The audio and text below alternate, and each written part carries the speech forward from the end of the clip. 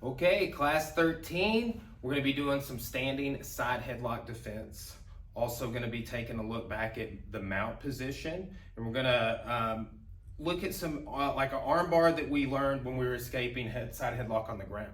Okay, so we'll look at that, but that will be kind of a come back up, but from a different situation with our takedown, right? And then we're also going to be hip escaping from the mount, right? So this class we hip escape, next class we need elbow escape, right? Which is also a variation of a hip escape, but we'll talk about the differences when we do that in the next class. Okay, so let's go ahead and get started with the warm-up. We're gonna do some movement for our escape, and then also some neck mobility and exercises. Just want to show everyone that can help you, you know, as you do headlocks. Like even though you know you might be doing a bunch of black belts together. In my instance, recently, you know, we were just really pulling each other's heads for 2.5 hours and stuff. And the next day, it was like, oh man, my neck and shoulders really sore from that 2 hours of trying to get my head pulled off. Right? So we want to do some exercises to strengthen that part of our body, our traps and our neck, and just maintain our mobility. Okay? So let's get started with hip escapes, Micah. So just lay down here. Hip escapes going backwards all the way to this flat mat here. Yeah, good. Invert that heel. Drive, nice. Hips out, good. Nice. Good, go ahead and get up and yeah, well, let's turn around. Yeah, good. Let's do this. No, wait. So, let's do this. On your back. Let's do the shoulder walk and hands push down and hip escape about the third or fourth shoulder walk, right? So start here like you're in high mount. Shoulder walk, push down and hip out. Good. Get those feet where they need to be while you're pushing down, hipping out. Nice. Good. Okay, turn back around. We'll do the whole get up and base segment in a second. That'll be fine. Okay, now build your frame right there. Yeah, so here we're building a frame with 2 hands on one shin, right? He's just putting his hands like this on my far shin. Turns on his side, get your feet where they need to be organized. This heel's out, driving, inverting the heel there, and hip escape out. Boom. Okay, good. Frame, right? There you go. Frame. Okay, I just want to always be sure he has that next leg to frame on. Okay, so you could start under the arms and make him have to shoulder walk out, and then build a frame on one side and hip escape. It's another way we could do it. We have a lot of different hip escape drills, and we've even seen them in some of the previous classes because now we're doing them for technique, right? So we don't, you know, we want this to be a fundamental movement for you, but we also want it to, you know, not be the first time you've ever seen or heard about it, the time that we are going to teach you the technique, because we want to show it to you that day as well, right? But we've done some hip escapes in previous classes, okay? So let's, now we'll take a look at a drill we work with getting up in base. Okay, so we have a seat, please. Okay, nice. Right, so what I want you to do here, this is you know, you get up with a technical stand up from here. Go ahead and do that real quick. Right? Good. Back down, please. Now go to the seated position with here, right? So if you just lean forward, just like when we're standing, right? Yeah, you rounded your spine, and it helped even more, okay? But, you know, especially if somebody's on their knees, right? Because somebody does jiu-jitsu, would be fighting you on their knees for some reason, right? But, you know, so you lean forward. Okay, put your hands behind you. It's like a crab crawl position. Okay, lift up it slightly, yes. And if I push, it's the opposite, good. That's the weight distribution on this seated base, okay? So seated base could be in the middle, or it could be either side. So we can get up in a technical stand-up. We need to not get pushed over from the seated base in the middle. So today will be seated base in the middle. If somebody, so just be here, if somebody is gonna circle around, you're gonna almost like a back fall and follow me. So I'm gonna go this way. Good. Now, here's what I want you to do. I'm gonna do that, and I want you to come up into seated base on your dominant side. I want you to get up with a technical stand up. Very nice. Very nice. Huge. Okay. I'm going to go this way now. Yes, good. Yeah, that's good. Right down. Now, I'm gonna go this side. I want you to follow, go back to seated base in the middle.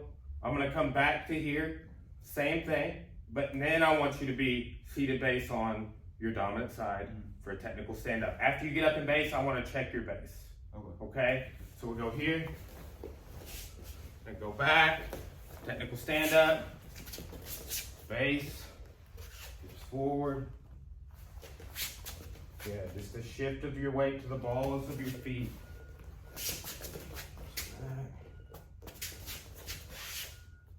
Good. If I start pulling here, hips back, and you can point that knee as well.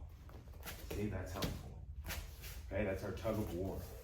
Right? So single collar grab. We'll see that in some, that's a great thing to learn to defend. And we'll see it in some of the later classes in the program. Not for my knee, or for my toes too, or just my knee?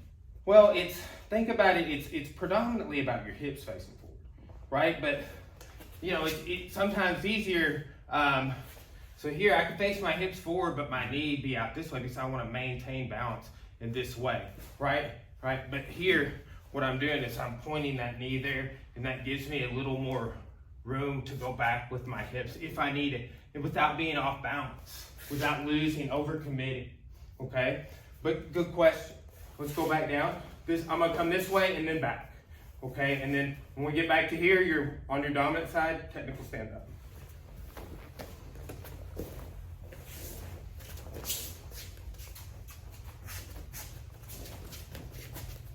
Right, and then two, baby steps, inches.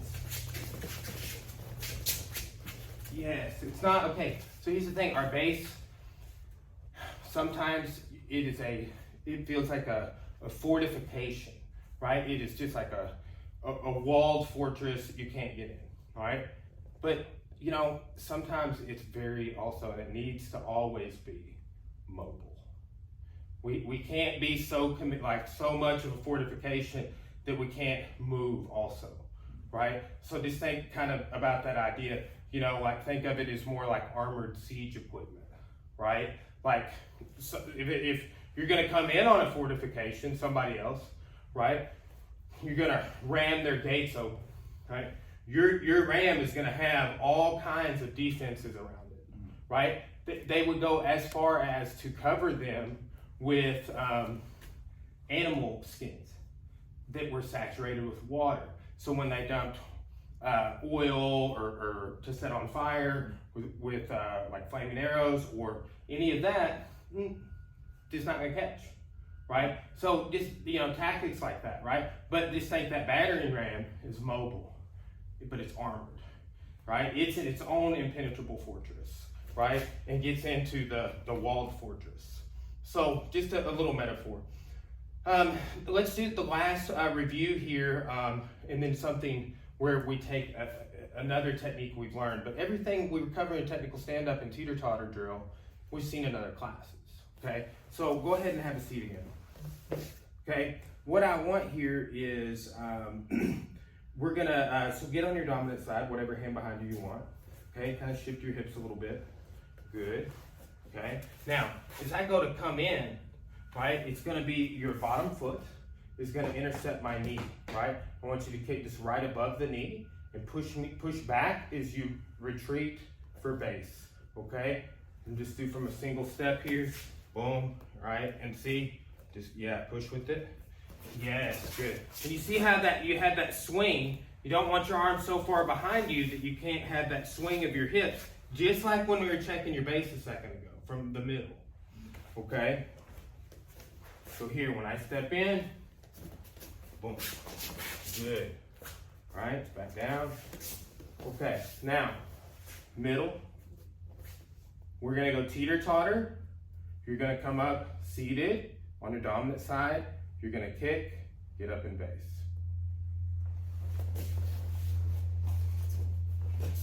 Oh no, oh no. Right, hey, it gets harder, yeah, okay. Yes.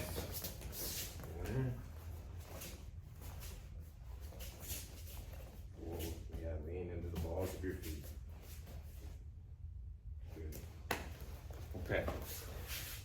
Yeah, just creating space with that kick. Boom, stopping me from coming in. We do this a lot, but have a seat right where you're at. We do this with a lot of the drills. Have a seat on one side. Okay, get that foot, kind of see how it's against your foot. We don't want that because then it might be harder to kick. You might get stuck or something, right? So I think this will be from walking. I'm gonna try to start with the foot that I think I will arrive with this one coming forward, okay? Yes, that was great, okay? And it's gonna, you know, that sort of application. Like here you kind of see, you understand, look at this distance. You understand that 2 hands distance idea. Well, when I step into that, switching my feet, that's my approach. That's your response, okay? And just feel that distribution of weight. Just be, yeah, drive forward into your foot, right? And then you can retreat off that. And as you do, you just like you're doing, you're pushing off, and it makes me go here, or it makes me bend over, right? So I teach fighters a lot. When they, because again, I've had fighters use this after getting knocked down, right? To come up with an uppercut, right? Because like if you use a get up and base and somebody was trying to come down on you, they're bent over, you know, nose before toes, and they're susceptible to an uppercut. We don't do uppercuts in this class, but it is an option, okay?